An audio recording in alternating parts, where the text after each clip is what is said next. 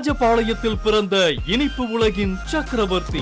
எங்க பெற்றோர்கள் கொடுத்த ஆசி, அவங்க உருவாக்கின இந்த பிராண்டு. கரகர மொறு கார வகையோடு காஃபிக்கு அடையாளமாக வந்த அடையாறு ஆனந்த பவன். அடையாறுல இருந்து அமெரிக்கா வரைக்கும் போயிருக்கும். இட்லி, வடை, பொங்கல் என உணவு பட்டியலை நீள வைத்த அறுசுவை நாயகன். ரெசிபிக்கு அண்ணன் தான், திரு KT வெங்கடேசன் தான் ஃபுல்லா பாக்குறாரு. அடையாறு ஆனந்த பவன் நிறுவனர் திரு KT ஸ்ரீனிவாச ராஜா. எங்க இதயத்துல வச்ச விதையே, எங்க அப்பா எதுலாம் தோத்தாரோ அதெல்லாம் வின் பண்ணோம் நாங்க. தனது வாழ்க்கையின் உண்மை சம்பவங்களையும் உணவு தொழிலில் ஏற்ற இறக்கங்களையும் மனம் திறந்து பேசும் கிரீடம்.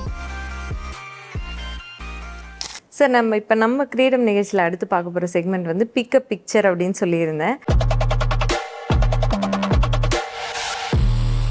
இந்த பிக்கப் பிக்சரில் நான் உங்ககிட்ட சில ஃபோட்டோகிராஃப்ஸ் காட்டுறேன். அதில் உங்களுக்கு இருக்கக்கூடிய நினைவுகள் என்ன? அது என்ன மாதிரியான நினைவாக இருந்தாலும் பரவாயில்ல, whether it is a sad or sweet நியூஸாக இருந்தாலும் பரவாயில்ல, நீங்கள் எங்ககிட்ட அதை ஷேர் பண்ணிக்கோங்க. முதலாவதாக உங்களுடைய அப்பா அம்மா ஃபோட்டோ ரொம்ப அழகான ஒரு சித்திரமாக வரைஞ்சி வீட்டு முகப்பிலே வச்சுருந்தீங்க. இந்த ஃபோட்டோ இப்படியாக வரைஞ்சதுன்னு காரணம் என்ன? ஏன்னா பொதுவாக அம்மா அப்பா ஃபோட்டோனா வயசான ஃபோட்டோ வச்சுருப்போம். ஸோ இந்த ஃபோட்டோ வச்சுருக்கிறதுக்கான ரீசன் என்ன? அது எங்கள் அம்மா அப்பா எங்கள் சிஸ்டர் ப்ரெக்னெண்ட்டாக இருக்கும் போது எடுத்த ஃபோட்டோ அது. பட் அதில் முக்கியமாக எனக்கு எங்கள் அப்பா அடிக்கடி எனக்கு உயிர் கொடுத்த குலசாமிம்பார். எனக்கு அது மீனிங்கே தெரியாது, எதுக்கு இவர் அடிக்கடி சொல்கிறாரு. அப்போது ஒரு நாள் சொன்னார், அம்மாவுடைய கழுத்தில் இருக்கிற காசு மேலே அவர் விவசாயத்தில் ரொம்ப லாஸ் ஆனப்போ ஏலம் போயிடுச்சு. அதுக்கப்புறம் தான் அவர் ஏலம் போகிறதுக்கு முன்னாடியே ஊரை விட்டு பெங்களூரில் ஸ்வீட் கடை வச்சுருந்தார். அப்போ நாங்கள்லாம் சின்ன பசங்களாக அப்பாவுக்கு ஹெல்ப் பண்ணுறதுக்கு வந்திருந்தோம். ஒரு நாள் சாமி படத்துக்கு முன்னாடி நின்றுட்டு கையில் ஒரு லெட்டரை வச்சுக்கிட்டு, ஒரு சின்ன பேப்பர் மாதிரி இருந்தது, இப்போ போஸ்ட் கார்டு லெட்ரு, கண்ணில் கண்ணீர் விட்டு சாமிக்கிட்ட பேசிகிட்டு இருந்தார். என்னை இந்த மாதிரி பண்ணிட்டு, என் குடும்பத்தை இந்த மாதிரி ஏதோ பேசிகிட்டு இருந்தார். நான் வேலை செஞ்சுக்கிட்டு, எதுக்கு சாமி பக்கத்துலேயே ரொம்ப நேரமாக நிற்கிறாருன்னு போய் என்னப்பான்னு கேட்டால், அந்த லெட்டரை வச்சு கண்ணில் தண்ணி வந்துட்டு. அப்போ அந்த லெட்டரை படித்து பார்த்தேன். எனக்கு நாலேஜ் அவ்வளோ புரியல. 247 ரூபா பேங்க்கில் பெற்றுக்கொள்ளவும்னு லெட்டர் இருந்தேன். அப்போ பேங்க்கில் பணம் இருக்குது வாங்கிட்டு போக சொல்கிறாங்க, அது எதுக்கு இப்போ அழுகிறீங்கன்னு கேட்டேன். அப்போது அம்மா ஃபோட்டோவை காமிச்சு, அம்மா கழுத்தில் இருக்க காசு மேலே 27 சவரம் அவங்க வீட்டில் போட்டது எல்லாத்தையும் நான் ஏலத்தில் விட்டுட்டேன், இதுவும் போயிடுச்சு, திருப்ப முடியல, அதை மூட்ட முடியாமல் போயிடுச்சுன்னு அழுதுட்டு ரொம்ப வேதனையோடு இருந்தார். அப்போ அந்த காசு மாலையை பார்த்துட்டு நான் சொன்ன ஒரு வார்த்தை அவரை ரொம்ப இம்ப்ரெஸ் பண்ணிடுச்சு. என்னப்பா இந்த ஒரு மாலை போனால் என்ன, நம்ம ஒரு 10 காசு மாலை வாங்கிக்கலாம்ப்பா, அம்மாவுக்கு வாங்கி கொடுத்துருவோன்னு மோட்டிவேஷன். ஏதோச்சே எனக்கு அப்போ 16 வயசு ஏதோச்சே சொன்னேன். அந்த ஒரு வார்த்தை எங்கள் அப்பா உயிரை காப்பாற்றிருக்கு. அது எனக்கு ரொம்ப நாளாக தெரியாது. இவர் அப்புறம் எங்கள் அம்மாட்ட போய் சொன்னப்போ ரொம்ப வருத்தப்பட்டாங்க, சண்டை போட்டாங்க. எல்லாத்தையும் இழந்துட்டேன், நகையெல்லாம் போச்சு, இந்த காசு மேலே எங்கள் வீட்டில் எப்படி சொல்லுவேன், அது ரொம்ப வருத்தப்பட்டாங்க.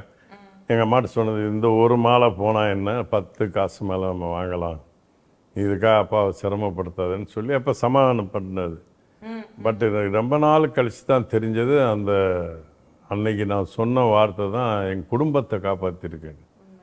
அவர் அப்பா கையில் ஒரு பக்கம் சூசைட் பண்ணிக்கணும்னு பாய்சனை கையில் வச்சுட்டு சாமிகிட்ட வேண்டிகிட்டு இருக்கார். மொத்த குடும்பத்தையும் சாகிற நிலைமை. நான் அன்றைக்கி பார்க்காம இருந்தாருன்னா அவர் அந்த ஃபோட்டோவில் அந்த காசு மாலையை காமிச்சு, ஸோ இந்த காசு மாலை தான் நம்ம குடும்பத்தையே அழிக்க பார்த்துச்சு அப்படின்னாரு. அதை நீ அன்றைக்கி சொன்ன வார்த்தை, இது ஒன்று போச்சுன்னா 10 வாங்கிக்கலாம்ப்பா, இதுக்கு போய் ஏன்ப்பா கலங்குறீங்கன்னு சொன்னேன்ல, அந்த உயிர் கொடுத்த சாமின்னு அடிக்கடி சொல்லுவார். அந்த மோட்டிவேஷன் அதை பார்க்கும்போதெல்லாம் எனக்கு ஒரு வெறி வரும். எங்கள் அம்மாவுக்கு முதல்ல சம்பாரித்து அந்த மாலை தான் வாங்கி கொடுத்தேன். எவரி செகண்ட் பேரண்ட்ஸ் நல்லா இருக்கணும்னு யாரெல்லாம் நினைக்கிறாங்களோ அவங்களுக்கு அதிர்ஷ்டம் தானாக வந்துடும். சரி, அடுத்த ஒரு பிக்சர் இது பார்த்தோன்னே வியந்துட்டேன். இந்த பிக்சரை பார்க்கும்பொழுது உங்களுக்கு எதனால் இப்படி ஒரு தாட் வந்தது? அதாவது எல்லா உலகத்தில் இருக்கக்கூடிய தலைவர்கள், சுதந்திர போராட்ட வீரர்கள்ல இருந்து விளையாட்டு வீரர்கள் வரைக்கும் அத்தனை பேரையும் ஒரே ஃப்ரேம்குள்ளே கொண்டு வந்திருக்கீங்க. இதுக்கான பின்னாடி இருக்கக்கூடிய சுவாரஸ்யமான விஷயம், ரொம்ப இன்ட்ரெஸ்டிங் விஷயம். இது ரோட்டரி கவர்னரு மிஸ்டர் மகாவீர் போத்ரான்னு என் நண்பர் இருக்கார். எனக்கும் லலிதா ஜுவல்லரி ஓனருக்கும் லைஃப் அச்சீவ்மெண்ட் அவார்டுன்னு கொடுத்தாங்க. அந்த அவார்டு கொடுக்கும்போது கூட என்னால் அவர்கிட்ட நேரடியாக போய் நான் வாங்கிக்க முடியல. என் சகோதரர் போய் வாங்கினார். எல்லாருமே நிற்கிறாங்க. என்னை சிறப்பு சேரில் உட்கார வச்சு கொடுக்குற மாதிரி ஆர்ட் எழுதுனேன். இது யார் எழுதுனா முதல்ல கவனிக்கலை. அதுக்கப்புறம் பார்த்தா ஏபி ஸ்ரீதர்னு பெரிய அறிஞர் அவருன்னு சொல்லலாம். அவர் பெரிய மகான். அவர் வரைஞ்சது நம்ம இந்திய பிரதமருக்கெல்லாம் வெளிநாடு போனால் அவர் தான் பண்ணுவார். நிறைய விஐபிங்களுக்காக இந்த மாதிரி 100 விஐபிங்க நின்றுலாம் வரைஞ்சி கொடுத்துருக்காங்க. நம்ம எஸ்ஆர்எம் ஐயா அவங்க வேந்தர் ஐயாவுக்கு ஒரு பெரிய ஸ்டுடியோ பண்ணி கொடுத்துருக்காரு. அவர் என் வீட்டுக்கு எதோச்சியாக வந்தார்.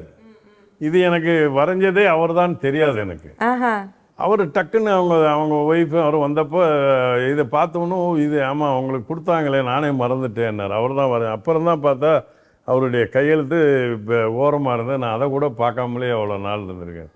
அத்தனை சிறப்பு வாய்ந்த அந்த கலைஞர். அவருடைய இது போய் நுங்கம்பாக்கத்தில் வச்சுருக்கார் ஸ்டுடியோ. உள்ளே போனால் அப்படியே மயங்கியிருக்கேன். இவ்வளோ திறமைசாலியான அவர் கையால் வரைஞ்சி நான் இந்தளவுக்கு இந்த தொழிலில் சாதனை படைச்சேன்னு இந்த ரோட்ரி மொத்த பேர் சென்னை ரோட்ரி அவங்க ஆனர் பண்ணி எனக்கு கொடுத்த கிஃப்ட் அது.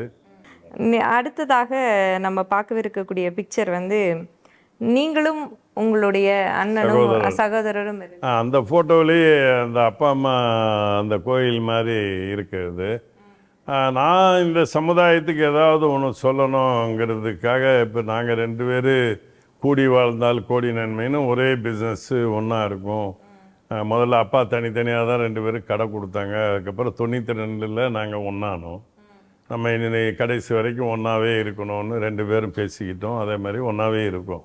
ஒரு சகோதரர்கள் எவ்வளோ ஒற்றுமையாக இருந்த வாழ்க்கையில் வெற்றி அடைய முடியுங்கிறதுக்கு என் சகோதரர் திரு வெங்கடேசன் அவர் விட்டு கொடுப்பாரு. நல்ல ஒரு திறமைசாலி, நிறைய ப்ராடக்ட்டு இன்னோவேட்டிவாக திங்க் பண்ணுவார். ரொம்ப காமாக உட்காந்து ஆஃபீஸில் நல்லா ஒர்க் பண்ணுவார். அவர் எனக்கு முன்னாடி பிறந்திருக்காரு. அடிக்கடி சொல்லுவேன், திருப்பதி ராஜா வந்து கொடுத்துட்டு போன 2 சிஸ்டர் ஒன்று கொடுத்துருக்காரு. எனக்கு ஒரு அண்ணனை 3 பேரை சர்வீஸ் பண்ணுறதுக்கே பிறந்திருக்கீங்க. நான் 4வது பிறந்திருக்கேன். அதே தான் என் கடைசி பண்ணிட்டு சொல்லுவேன். 4வது இருக்கிறவங்களுக்கு முன்னாடி இருக்கிறவங்கெல்லாம் வேலை செய்வாங்க. அதனால் நம்ம ஜாலியாக இருக்கலாம்னு சொல்லி அது சும்மா சொல்லிட்டு வந்தோம். இப்போ அப்படியே திருப்பி இந்த 3 பேருக்கு நான் ஒர்க் பண்ணுற ஒரு போஸ்டிங் எடுத்துக்கிட்டேன். எல்லாம் சிஸ்டர்ஸ் எல்லாம் நல்லா இருக்கணும், கூட பிறந்தவங்க நல்லா இருக்கணும். அதுக்கெல்லாம் அப்பா ஸ்தானத்தில் இன்றைக்கி என் சகோதரரை வச்சு பார்த்துட்ருக்கேன். அவரும் அதே மாதிரி எல்லாம் ஒற்றுமையாக ஒன்றா இருக்கும். அந்த 2 பேர் எங்கே போனாலும் ஒன்றா போவோம். அடுத்ததாக நான் ஃப்ரம் த பிகினிங் பார்த்துட்டு வரேன். நீங்கள் வந்து நிறைய பேருக்கு உணவளிக்கிறதா சொன்னீங்க. 3 பிரான்ச்சஸில் வந்து 3 வேளையும் வந்து உணவளிக்கிறீங்கன்னு சொன்னீங்க. உங்களோட வாய்ஸுமே கிட்டத்தட்ட எங்களுக்கு ரொம்ப எங்கள் மனதிற்கு நெருக்கமான ஒரு ஃபெமிலியரான வாய்ஸாக இருக்குது. அந்த வாய்ஸுக்கு சொந்தக்காரர் யாருன்னா அந்த ஃபேவரட் நம்ம நாயகன் வந்து விஜயகாந்த் அவர்கள் தான். மறைந்த தேமுதிக தலைவரும் நடிகருமான விஜயகாந்த். அவரை கிட்டத்தட்ட மோராரில் சிமிலராகவே இருக்கீங்கன்னே சொல்லலாம். அப்படிதான் இருக்குது, இன்க்ளூடிங் உங்கள் வாய்ஸ் கூட சொல்கிறேன் நான். அப்படி இருக்கும்போது அவருக்கும் உங்களுக்குமான நட்பு எந்த விதத்தில் இருந்தது? அவரை நான் நிறைய முதல்ல பார்த்தது ஆர்ஐ பவான் ஸ்வீட்ஸு மதுரையில் சந்தித்தேன். இப்போ அந்த ஐயாவோட பிசம்பர் தயாள் ஃபேமிலியோட அங்கே பெரிய தொழிலதிபராக அரிசி வியாபாரம் பண்ணிட்டு தான் அங்கே அறிமுகப்படுத்தினாங்க. அவர் திரையுலகில் பெரிய ஜாம்பவன் வந்து அவருடைய படங்கள்லாம் ரொம்ப பிடிக்கும் எனக்கு. சட்டம் ஒரு ரிட்டரு, அந்த அவருடைய ஆக்ஷன்னு, காலில் ஃபைட் பண்ணுறது எல்லாமே ரொம்ப பிடிக்கும். அவருடைய எனர்ஜியான ஒரு ஆக்டர். அவருடைய மூவி பார்த்தோன்னா எல்லாருக்கும் பெரிய எனர்ஜி கிடைக்கும். கடின உழைப்பாளி. அவரை மாதிரி ஒரு பொது சேவை பண்ணுறது, எல்லாருக்கும் உணவு கொடுக்குற எம்ஜிஆர் எப்படி தலைவர் வந்து பெரிய லெவலில் சினித்துறையில் பெரிய சாதனை பண்ணாரோ அதே மாதிரி இவரை இளைய எம்ஜிஆர் அளவுக்கு இவருக்கு பெரிய நடிகர் சங்கத்திலையும் சரி ஏழைகளுக்கு உதவி பண்ணுறது, உணவு கொடுப்பது, எத்தனையோ பேருக்கு மறைமுகமாக பண்ணியிருக்கு. எல்லாரும் கூட இனிமையாக பழகுவார். அந்த இதில் 2 தடவை ஒரு தடவை அவரோட சாப்பாடு சாப்பிட்ற பாக்கியம் கிடச்சிது. அப்போல்லாம் பார்க்கும்போது மற்றவங்களை எவ்வளோ இதாக இருக்கார், இவ்வளோ சுற்றி ஏன் இவ்வளோ கூட்டம் வருதுங்கிறத அங்கே பார்த்தேன் அவர் வீட்டிலெல்லாம். அப்படி அவங்க குடும்பத்தை சார்ந்தவங்க அத்தனை பேரும் எங்களுக்கு நிகழ்ச்சி எனக்கு ரொம்ப நெருங்கிய உறவு மாதிரி. குறிப்பாக அவங்க மச்சான் வந்து எல்கே சுத்தீஸ்லாம் ரொம்ப குடும்ப நண்பர் எங்களுக்கு. அதனால் நெருங்கி பழகணும், நல்லவங்ககிட்ட நல்ல விஷயங்கள் தெரிஞ்சுக்கணும், இவரை மாதிரி வாழணுங்கிறது ஒரு பெரிய இது.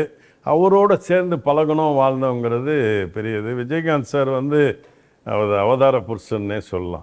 உண்மையிலே ஒரு மக்கள் செல்வனாகத்தான் இருந்திருக்கிறார். உண்மையிலே வந்து காலையிலேருந்து இவ்வளோ நேரம் நான் கேட்ட எல்லா கேள்விகளுக்கும் உங்களோட பிஸி ஸ்கெடியூல்லையும் நாங்கள் கேட்டோம் அப்படிங்கிற ஒரே ரீசனுக்காக உங்கள் ப்ரெஷஸான டைம் கொடுத்தீங்க. ரொம்ப ரொம்ப சந்தோஷம் சார். எனக்கும் ரொம்ப நன்றி. ராஜ் டிவி குடும்பத்தார், ராஜ் டிவி நிறுவனர், நீங்கள் எல்லாம் கூட வந்த உங்கள் அத்தனை பேருக்கும் வந்து அடையாளமான நிறுவனத்தின் சார்பால் என் சார்பிலையும் நன்றி கலந்த வணக்கத்தை தெரிவித்துக் கொள்கிறேன். நன்றி, வணக்கம். அப்படியே வந்து உங்களை அப்படியே விட்டுட்டு போக முடியாது. உங்ககிட்ட இருந்து எங்கள் கூட ஒரு நினைவாக நாங்கள் எடுத்துகிட்டு போகணும்னு நினைக்கிற ஒரு இம்பார்ட்டண்ட்டான விஷயம் சார். உங்களுடைய நினைவுகளை எங்களுடைய இந்த கப்பில் ஃபில் பண்ணி எடுத்துகிட்டு போகணும். அதுக்காக உங்களுடைய ஆட்டோகிராஃப் ப்ளீஸ்.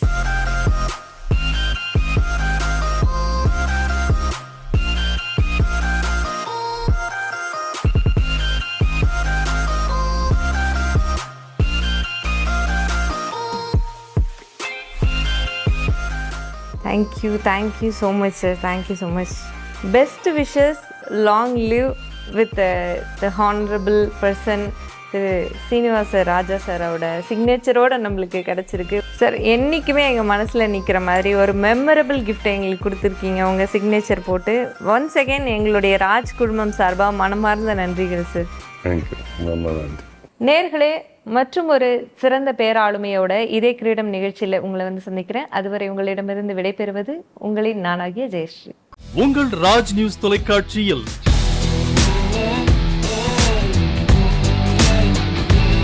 சில்லறை வர்த்தகத்தில் உருவாக்கிய தனி சாம்ராஜ்யம். அப்பா இல்லை, அப்பாவுடைய இடத்தையும் நம்ம பார்த்துக்கணும். அந்த பொசிஷனை பார்க்கும்போது வந்து எவ்வளோ டஃப்பான பொசிஷன்றது அங்கே தான் வந்து. இவர்களது பொருட்கள் இல்லாத வீடே இல்லை. வியாபாரம் நம்மகிட்ட பொருள் இருக்கு, இதை வந்து அஃபோர்ட் பண்ணணும், அவனுக்கு என்ன ஒரு ஆப்ஷன் கொடுக்கலாம்? அப்போ வந்து இஎம்ஐ தான் ஒரு பெரிய ஆப்ஷன் ஆச்சு. திரைப்படத்தில் பேட்டிங்கில் தோற்றாலும் தன் வழியில் சிக்ஸர் அடிக்கும் கருப்பு நாயகன். ஸோ ஒவ்வொரு சீனும் வந்து என்ஜாய் பண்ணி பண்ணலாம். நடிகராக, தொழிலதிபராக, அரசியல்வாதியாக வலம் வரும் வசந்த் அன்கோ நிர்வாக இயக்குனர் திரு விஜய் வசந்த் எம்பி மனம் திறக்கும் கிரீடம் வரும் ஞாயிறு இரவு 7 மணிக்கு காணத் தவறாதீர்கள்.